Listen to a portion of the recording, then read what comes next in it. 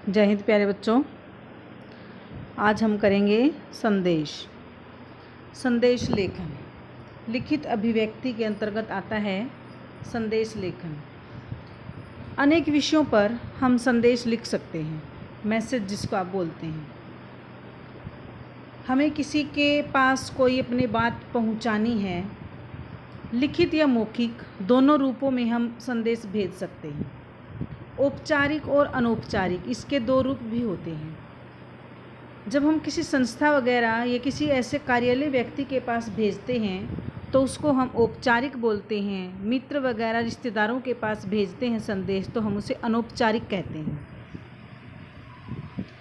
औपचारिक संदेश लेखन ये आप देख रहे हैं। ऊपर हमें सबसे पहले संदेश दिनांक लिखनी होती है, समय लिखना होता है और सबसे नीचे अपना नाम।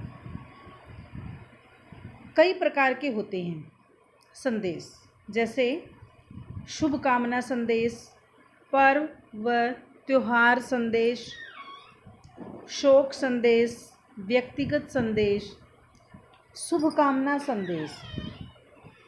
जब किसी के जीवन में कोई अच्छा काम होता है, कोई उपलब्धि हासिल कर लेता है कोई व्यक्ति, तो हम उसको शुभकामनाएं देते हैं। उसके लिए भी हम एक संदेश भेजते हैं। पर्व एवं त्यौहार, कोई त्यौहार है आपके नज़दीक, जैसे हमारे बहुत से सांस्कृतिक त्यौहार हैं, बहुत से राष्ट्रीय त्यौहार हैं, उन सब के ऊपर होली, दिवाली, स्वतंत्रता दिवस, इस तरह के त्यौहार। सामाजिक संदेश, धार्मिक या सामाजिक कार्यक्रमों से जुड़े आयोजनों के संदर्भ में दिए जाने वाले संदेश। पर्यावरण दिवस पर संदेश, जल बचाओ, बेटी बचाओ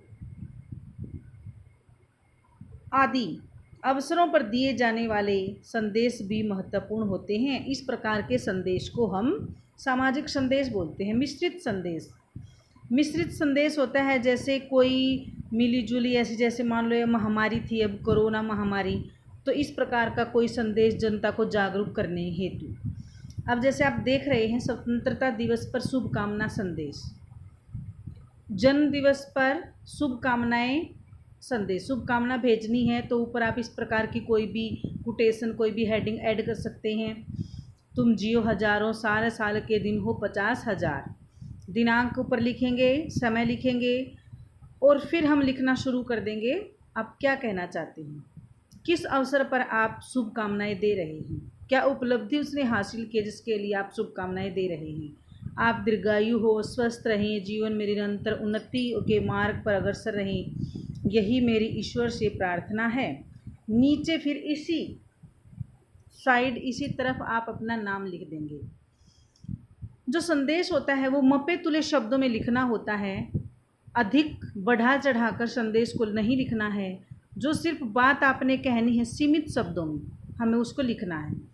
शोक संदेश है, जैसे दीपावली के शुभ अवसर पर एक संदेश लिखो, ठीक है।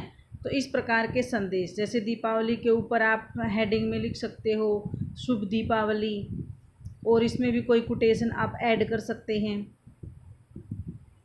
इसी प्रकार शोक संदेश, जैसे आप न्यूज़पेपर वगैरह में पढ़ते हैं, ये हमारे अभी सिलेबस में नहीं, हमें करने हैं अब शुभकामना संदेश, पर्व एवं त्योहारों पर भेजे जाने वाले संदेश। जैसे दिवाली पर आप और क्या क्या लिख सकते हैं उसमें, ठीक है। मतलब अपने स्वदेशी वस्तुओं का प्रयोग करें, या दीपावली पर मतलब मिलजुल कर रहें, और भाई पटाखे वगैरह आतिशबाजी चलाने से बचें। इस तरह की कुछ भी बातें जो आपके मन में है या जो आप दूसरे को भेजना चाहते हैं। दीपावली के शुभ अवसर पर कोई भी त्यौहार आप रख सकते हैं, होली का रख सकते हैं, तो उसमें आप रंगों के बारे में बताएंगे। जैसे इसमें एक नीचे हेडिंग आप देख रहे हैं, माँ को एक संदेश लिखें। अपनी माँ को आपने संदेश लिखना है, किस बारे में, मतलब माँ को आपने शुभकामनाएं देनी है या बधाई देनी है, या माँ का जन्मदिन है आपने उसके उस पर बधाई देनी है, तो उसी प्रकार की बातें आप लिखेंगे ऊपर, दिनांक, समय, और फिर आप हमेशा खुश रहें, आप स्वस्थ रहें, आप दीर्घायु हो, इस तरह की बातें आप उसमें रखेंगे। और जिस प्रकार पहले हमने स्वतंत्रता दिवस वाला पढ़ा था उसमें 26 जनवरी 2 अक्टूबर हम कुछ भी उसमें रख सकते हैं। इस प्रकार हमें लिख